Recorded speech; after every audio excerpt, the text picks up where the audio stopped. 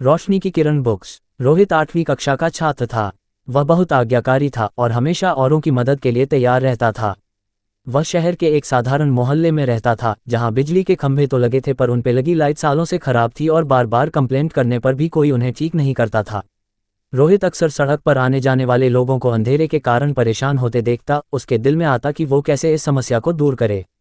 इसके लिए वो जब अपने माता पिता या पड़ोसियों से कहता तो सब इसे सरकार और प्रशासन की लापरवाही कहकर टाल देते।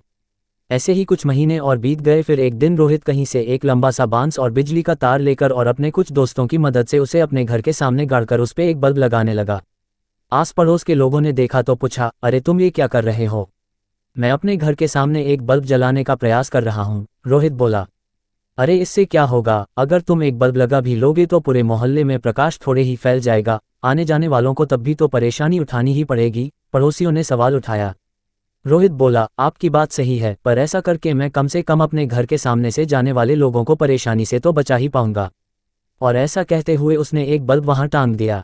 रात को जब बल्ब जला तो बात पूरे मोहल्ले में फैल गई। किसी ने रोहित के इस कदम की खिल्ली उड़ाई तो किसी ने उसकी प्रशंसा की। एक दो दिन बीते तो लोगों ने देखा कि कुछ और घरों के सामने लोगों ने बल्ब टांग दिए हैं।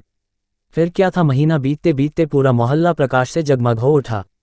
एक छोटे से लड़के के एक कदम ने इतना बड़ा बदलाव ला दिया था कि धीरे धीरे पूरे शहर में ये बात फैल गई। अखबारों ने भी इस खबर को प्रमुखता से छापा और अंततः प्रशासन को भी अपनी गलती का एहसास हुआ और मोहल्ले में स्ट्रीट लाइट्स को ठीक करा दिया गया।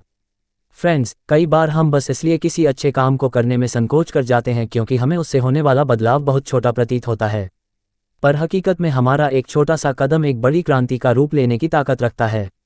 हमें वो काम करने से नहीं चूकना चाहिए जो हम कर सकते हैं।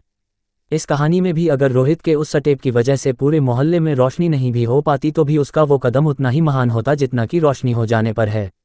रोहित की तरह हमें भी बदलाव होने का इंतजार नहीं करना चाहिए, बल्कि जैसा कि गांधी जी ने कहा है, हमें खुद वो बदलाव बनना चाहिए जो हम दुनिया में देखना चाहते हैं। तभी हम अंधेरे में रोशनी की किरण फैला सकते हैं।